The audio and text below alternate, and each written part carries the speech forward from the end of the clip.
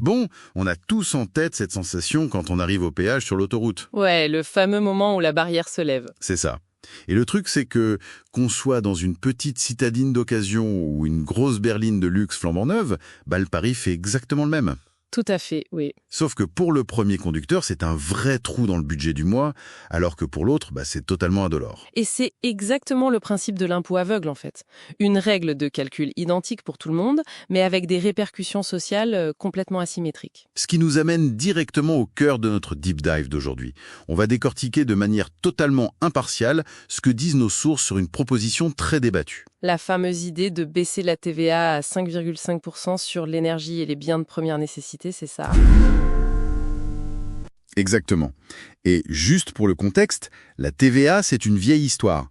Nos documents rappellent qu'elle a été inventée en 1954 par Maurice Lauré.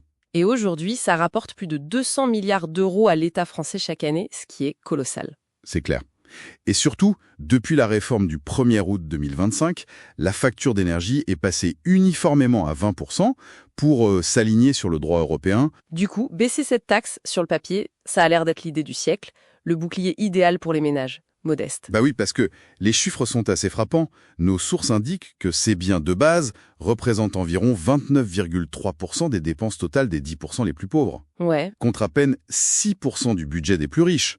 Donc, réduire la taxe, ça semble être une question de simple logique mathématique. Alors oui, mais les analystes nous disent qu'il faut vraiment se méfier du paradoxe entre le relatif et l'absolu. C'est-à-dire ?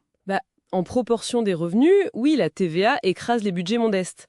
Mais la taxe, elle s'applique sur des volumes. Et les ménages aisés consomment des volumes considérablement plus importants, quoi. Ah, je vois. Des maisons plus vastes à chauffer, des piscines, plusieurs véhicules, ce genre de choses. C'est ça. Ce qui nous amène à un détail clé qui ressort des données.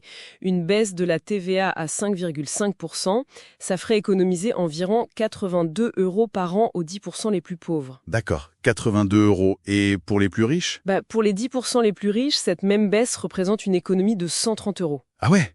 Donc, mécaniquement, c'est carrément une subvention au volume. Exactement. Au lieu de corriger l'inégalité, on avantage financièrement les plus aisés. Mais attends, même si les riches gagnent plus, les foyers modestes récupèrent quand même 82 €. Est-ce que ce serait pas mieux que rien ? Je veux dire, cet argent, il arrive vraiment dans la poche du consommateur à la fin. C'est là tout le problème. Les auteurs des sources soulignent que, historiquement, les baisses de TVA sont très souvent absorbées par les distributeurs. Ah, le fameux piège de la répercussion. Voilà, c'est le phénomène des prix rigides. Quand une taxe baisse, le distributeur sait que le consommateur est déjà habitué à payer un certain prix, tu vois. Du coup, il maintient un prix final et il transforme la baisse d'impôt en marge bénéficiaire pour lui. C'est ça. D'ailleurs, les documents rappellent ce qui s'est passé en 2009 avec la baisse de la TVA dans la restauration. Ah oui, les prix sur les menus n'avaient quasiment pas bougé. Exactement. Seulement 9,7% de l'allègement fiscal s'est vraiment répercuté sur l'addition du client. C'est fou. Donc rien ne garantit que ça fera baisser la facture d'énergie. Surtout que étendre ces 5,5%, d'après nos sources, ça coûterait 17 milliards d'euros à l'État. C'est un trou béant, ouais.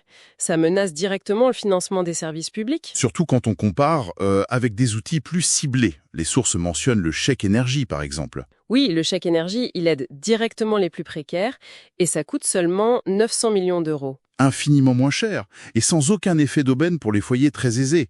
Tout à fait. Et au-delà de l'inefficacité budgétaire, nos sources mettent en lumière un autre obstacle majeur, l'obstacle climatique. Ah, le signal prix. Voilà.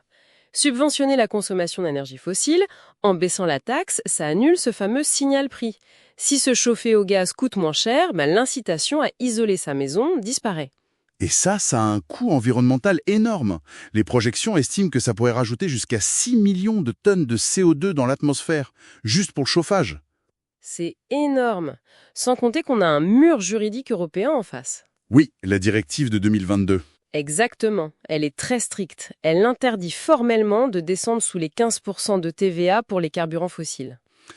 Bon, si on fait la synthèse de tout ce qu'on a vu, la baisse de la TVA offre peut-être un soulagement à court terme aux foyers modestes. Mais en réalité, ça agit comme une subvention massive pour les gros consommateurs. Ça fragilise nos services publics et ça freine la transition écologique. C'est le constat clair de nos sources. Ce qui nous ramène à notre péage d'autoroute du début. sachant que la TVA taxe uniformément un produit, totalement indépendamment de son impact. Ouais. On peut se poser une vraie question pour la suite. Faut-il imaginer demain une taxe de consommation qui s'alourdirait spécifiquement en fonction de l'empreinte carbone d'un achat? Ce serait une approche complètement différente. C'est clair. Et ce serait peut-être l'occasion de redéfinir une bonne fois pour toutes ce qu'est véritablement un bien de première nécessité.